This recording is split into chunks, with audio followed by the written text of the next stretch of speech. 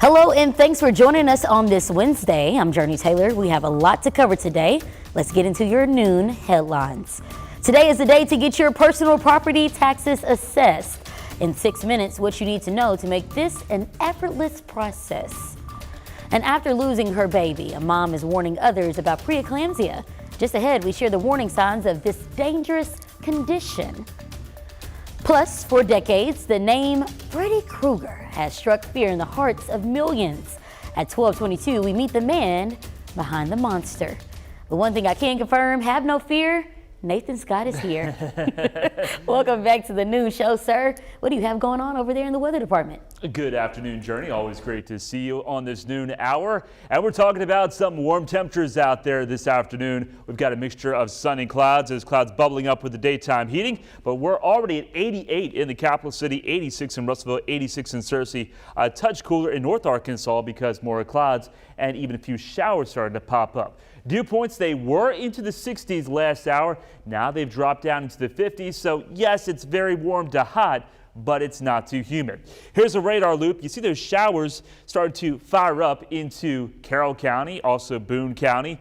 This will be the best chance of where a spotty shower will be located throughout the course of the day in the Ozarks and probably the Ouachitas. Temperatures warming up into the upper 80s to a lower 90s this afternoon. If you're looking forward to a better chance of rain, I do have that in my forecast coming up, but not everybody is going to see the rain. I'll have more details later. Well, thank you, Nathan. Now at noon, we're closely following a developing story out of North Little Rock. Police say no charges have been filed after a car hits and kills a man. The crash happened at the intersection of JFK and Osage Drive last night. Officials found the victim in the middle of the road. He was pronounced dead at the scene. The driver did stay after the accident and is cooperating with police. The victim's name has not been released. And in Garland County, a young child was killed in a possible shooting. The sheriff's office reports Monday night around 9 o'clock. They got a call of gunshots at an apartment in Rockwell. That apartment is located on Springwood Road near the Hill Wheatley Park and Boat Launch. When deputies got there, they found a 6-year-old dead. The child has not been named and authorities have not confirmed whether they died from a gunshot wound. They also haven't arrested any suspects yet. And here in Little Rock, police announcing the discovery of a body Tuesday morning along Scott Street, downtown between 3rd and 4th Streets. They say it's an unidentified black male and the cause of the man's death is unknown. The body was sent to the state crime lab. Well, earlier this month, we gave you a closer look at Operation Safe Streets, a new initiative by Arkansas State Police, where in one weekend, they made more than 600 traffic stops. Now, while the operation took a pause, over this weekend, it still proved to be very busy. It was all hands on deck for Troop A as they spent the holiday weekend on the clock. Officials say that more than 600 drivers were pulled over during the course of the holiday weekend. 15 were charged with DWIs and over 100 were arrested for speeding. But I think that's a good sign that it was not actually as high. And those speeding tickets were issued for significant speeds. We also took a pound of marijuana off the street and recovered 4 stolen vehicles. Those people were arrested. 150 people were given warnings from speeding, and he also says some of those drivers were from out of state. We're getting an update on the huge Interstate 30 construction in Saline County. As you guys know, years of construction and months of delays are a real headache for drivers, but the end is finally in sight. They expect the end date to be late 2024. It's been a long road for RDOT, contractors and drivers, with construction starting back in February of 2019. The project aims to widen about 5.5 miles of the interstate to 6 lanes. In addition, contractors are adding 3 new interchanges and replacing 5 bridges along the way. Dave Parker with RDOT says weather conditions have pushed things back several times, but the biggest roadblock has been the complexity of the project. They have asked, they being the contractor, if we can add days to the contract because of the complexity of it. There was more pavement work that needed to be done. There was more as they got under the surface, the subsurface work. And started to look at things a little closer.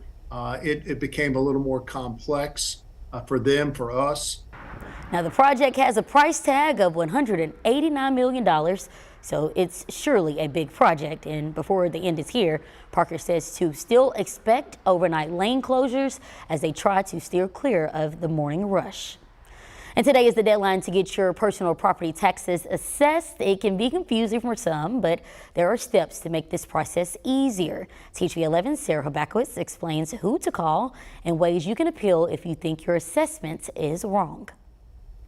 It is nonstop. Everybody is on the phone.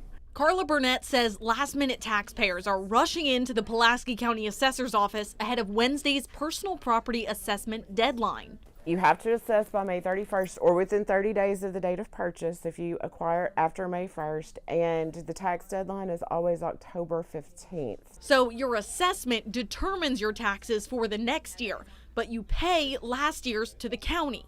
You assess a year ahead of payment.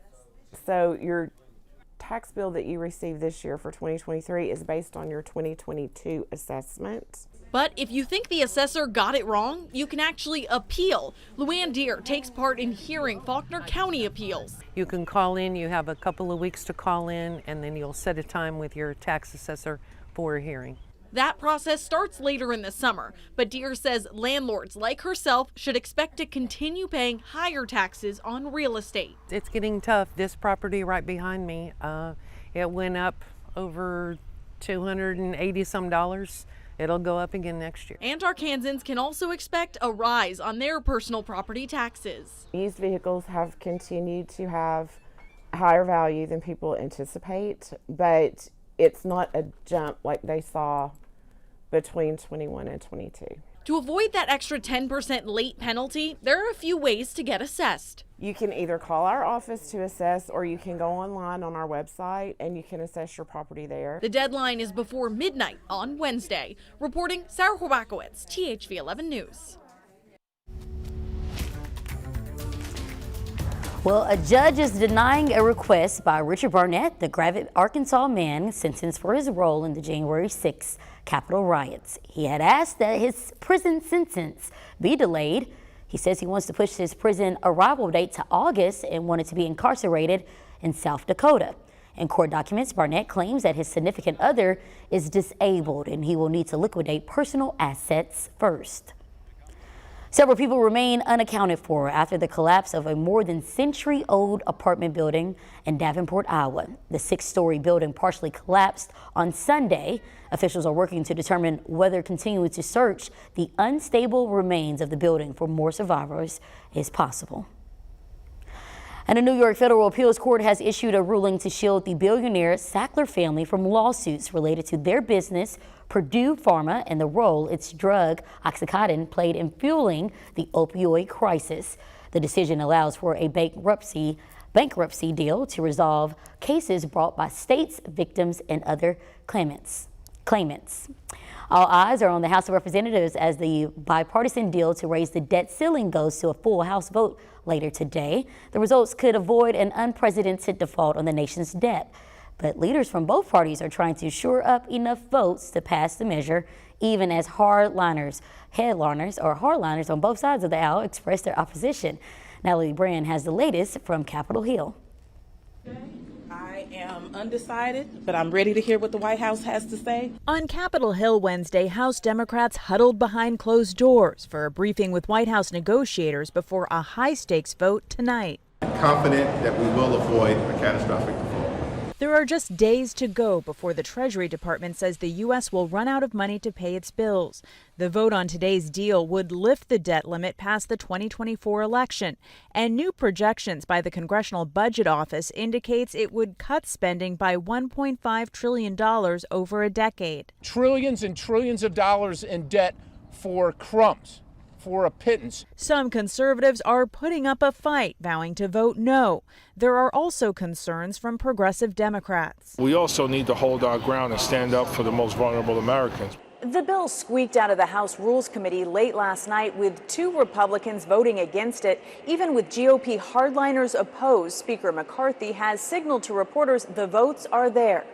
No, it matters. It's going to become law. If the bill passes the House, Senate Majority Leader Chuck Schumer has put lawmakers on notice. Senators should be prepared to move on this bill quickly that, he wants to bring it to the Senate floor as soon as possible.